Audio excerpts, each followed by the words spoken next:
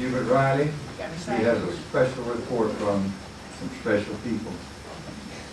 If you'd come on up, man. My goodness, I hate to follow that. I'd like to go on first. As we were planning this, we asked for someone to research and track down some of our teachers, the ones that were mentioned the most as your favorites and so forth. And no one volunteered, so Mary Frances appointed me. So she didn't tell me I was to do this. I really don't know where to start. We have about 5 or 6 teachers that are still living. But I'm going to, well, first of all, how'd you like our surprise this morning and Jane showed up? Nancy did that, and she wouldn't let me call Jane. Beg your pardon? I saved her copy for Jane. What'd she say? It's okay, girl. Oh, okay. I'm going to run through some of the ones that, real quickly, that are deceased. And most of their pictures were on there tonight. Abby Arnold, she lived to be over 100 years old and passed away in a nursing home in northeast Arkansas, I understand. She was one of our senior sponsors, if you remember that. Harry Denson, he coached track and football and basketball for several years here. He went on and became the track coach at University of Arkansas at Monticello. And that's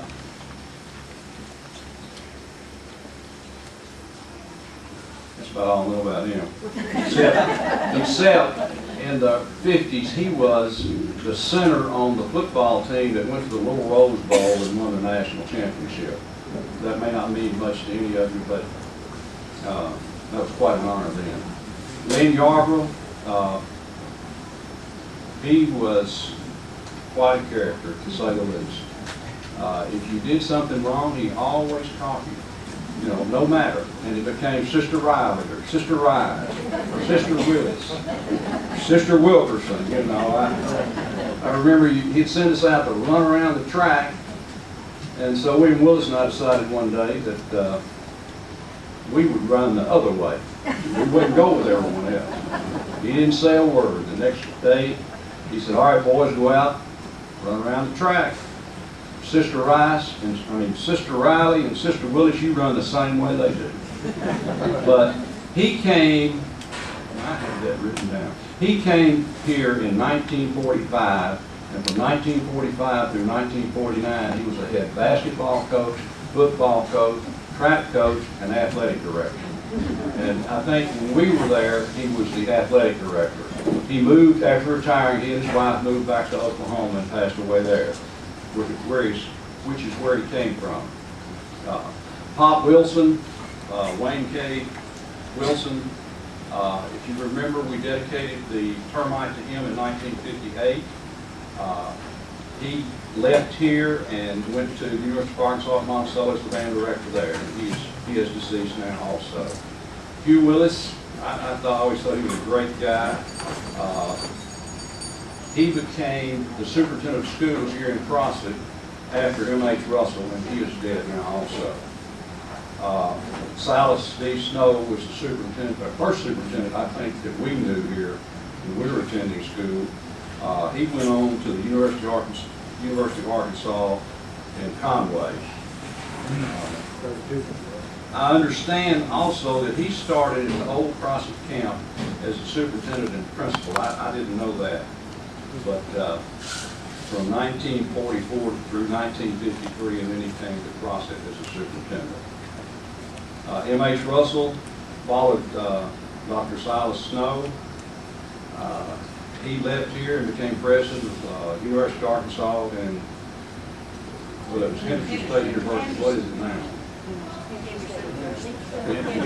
I guess University of Arkansas and Arkadelphia or something of that nature.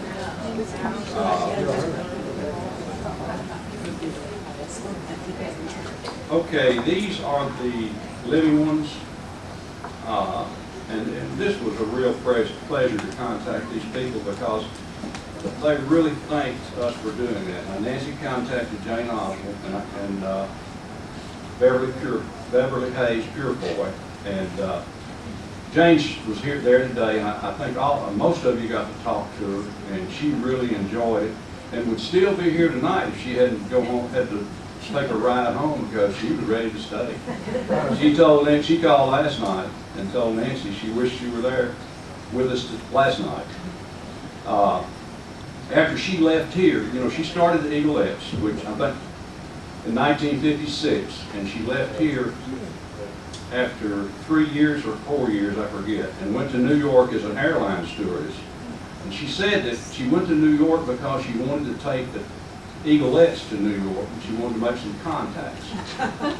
And she said she made the right contacts, but by the time she could arrange that, she was an airline stewardess and flying from east to west coast, and she didn't know whether they were good enough without her popping the whip on them. And she said she was tough on you ladies. She said that to us today. But she really had a good time today, and wish she could have been here longer. Beverly Haynes Purefoy, I think her husband died on the tennis court, Wynn Purefoy, and I think it was this tennis court here in Crossett. And after that, she married Nancy, help me, what was his last name? Anyway, Speck, I'm sorry, Speck, and lives in Frenchman's Bend, Arkansas, which is in eastern Arkansas. She has 3 children, and she and Winston's. Sims McClintock, boy, he was a character, wasn't he? He stuck in my rear end all the time. I called him, and he's in a nursing home in Conway. And he told me, he says, I'm not in good health. He said, I would love to come, but I can't. But I really appreciate you contacting me.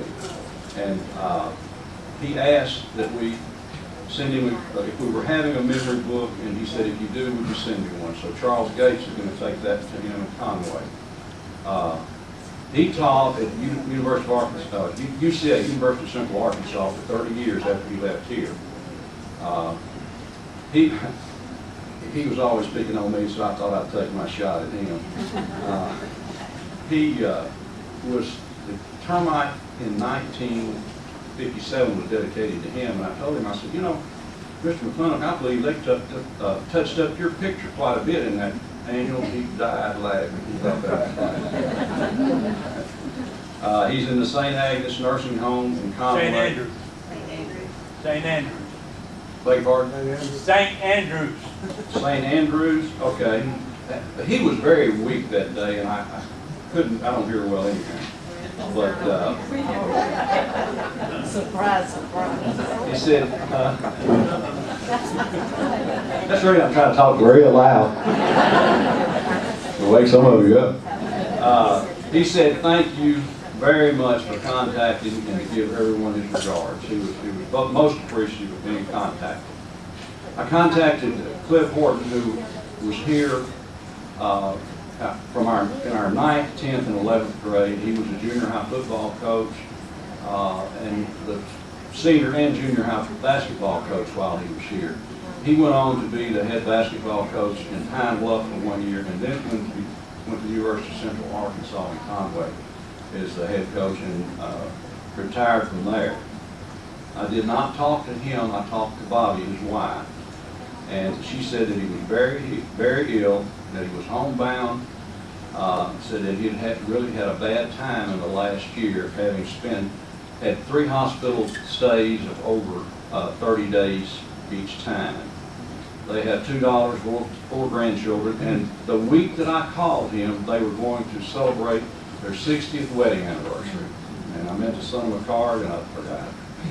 But if you remember his wife, Bobby, she was an elementary school principal, and she has been an escort for Miss Arkansas, the person that is selected for Miss Arkansas for many years, and she told me that she was involved this last year also. I contacted Robert and Nancy Truax, who live in Huntsville, Alabama. Mr. Truax is age 80. He told me he took dialysis 3 times a week. He's a diabetic. He said, I'd love to be there, but the dialysis keeps him from traveling. He asked if we would send him a memory book if we had one, and he said he thought about us from time to time. Nancy was doing very well according to him, and I don't know what this is. I asked him if he had a PhD. He said, no, I have an EED, and what is that? He said it's very close to a PhD or similar to a PhD. He taught at Northeast Louisiana in Monroe and then retired in 1993 from Ole Miss as a teacher. He had a quadruple bypass in 1994, and he has 2 children, one in Selma, Alabama, and one in Huntsville. He said if it were possible, I would be here. But what really struck me, he said, you know, I'm really doing pretty good. He really did. His attitude was great. And then I contacted B.C. Dodson, who lives in Magnolia. And Mr. Dodson, I just jotted this down when I'm talking to him, and I can redo it, but too lazy. I think he told me he was 84 years old. He came here in 1956, and this was his first teaching job. He did not graduate from high school. He went into the Navy, then came back and got his education. He went from here to Southern Arkansas University, University of Arkansas at Magnolia, and taught there for 26 years, and he was the Dean of School of Science and Technology, and he did have a PhD, or he does have a PhD. He said Crossett was the best school and the greatest school, and they gave him the opportunity to do things that other schools would not have.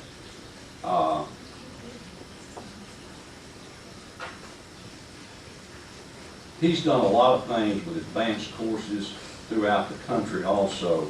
He said, I wish I could be there, but my wife has Alzheimer's and I can't leave her. He said that he'd soon be 84 years old and takes no medication. He's in excellent health with his wife. Can't leave her. And that, I believe, is all the teachers that I contacted. The last few were the only ones that are still living, and it was a pleasure for me to do that. Now, the one that is not still living is Glennie Huey. And, you know, Patsy alluded to Glennie and the same thing that I remember the most about her. We had those vocabulary cards, you remember that? And we had a stack of those that long. I think I learned 2 of them, but anyway, not stacked, 2 cards. But Bill Runyon came into our classroom one time, and he was the monitor, the hall monitor. You remember that, Bill? And nobody knew the definition of gyration. And she asked Bill what the definition was. And I don't know if he knew it or not, but she was standing like this, and I was seated there, and Gerald Wayne was seated there. And she said, it's rotating around. And I have never, ever forgot that. Rotating around.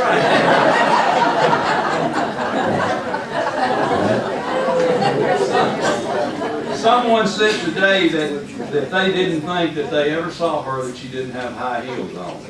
But I have a letter that she sent to the class of 56, and she was a tennis player, so I guess she did come out with those high heels. And she had twin boys. In her later years, she taught piano, was a Bible teacher. But I guess I remember her more than anyone else because she was pretty obvious, paid attention to her class. Couldn't do anything else. Well, that's what I found, and I hope you enjoyed it.